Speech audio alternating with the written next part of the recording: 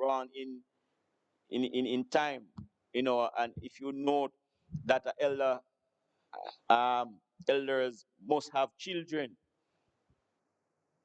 must have children.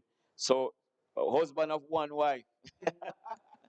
And the thing about it is that elder has to be physical wise, not just spiritually wise, but spiritual wise. And you know that certain wisdom comes with age.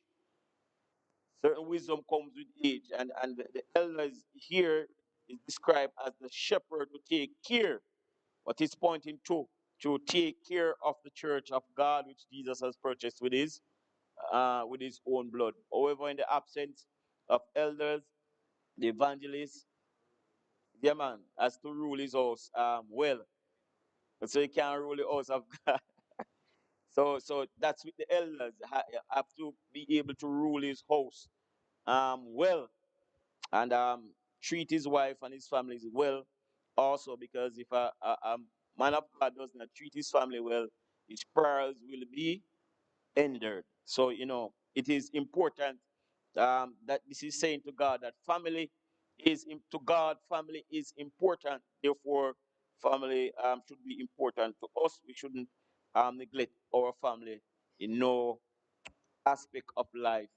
We ought not to neglect our family, because God loves family and the devil hate families.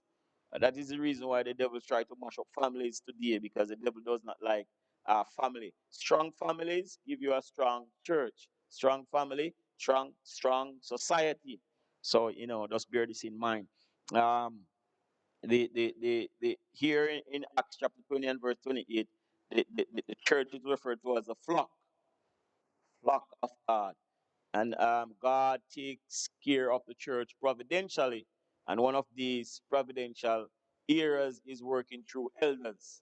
It's God who is at work through these God given elders. I just wanted to say that tonight we're still looking at metaphors. One metaphor is found in Matthew chapter 5 and verse 13, well known to all of us. You are the salt of the earth.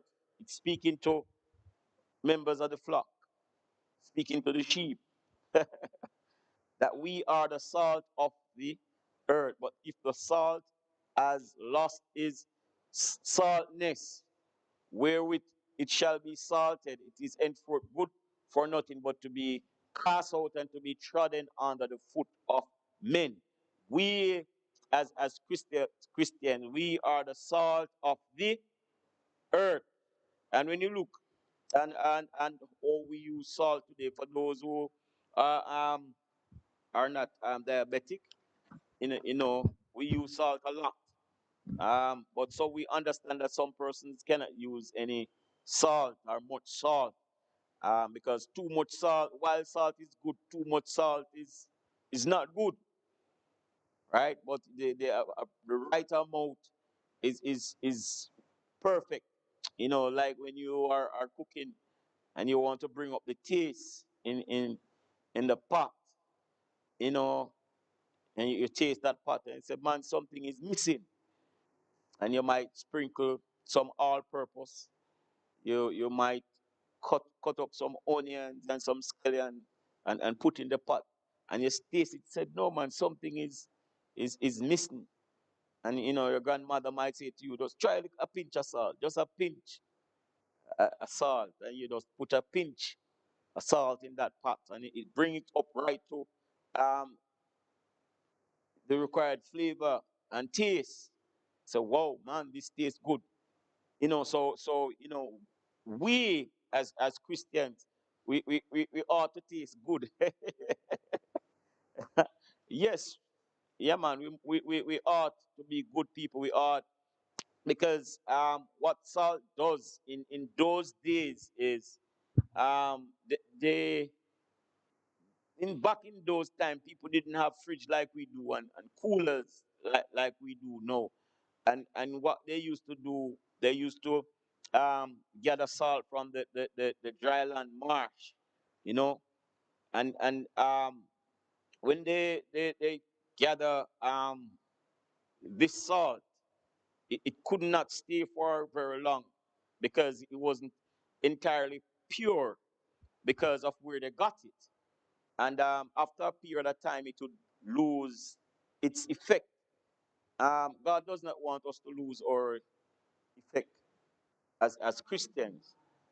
We morally speaking, we must, as Christians, we ought to be morally inclined.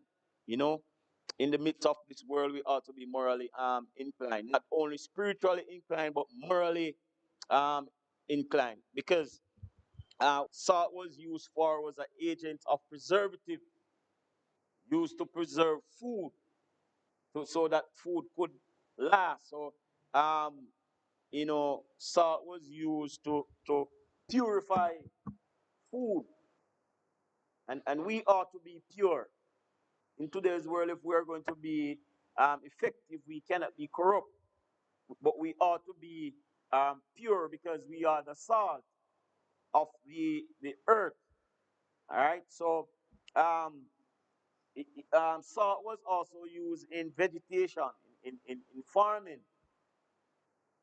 So when it wasn't good enough to use in the pot, they use it in farming. It was also used in the outer part of the temple era to prevent its taste.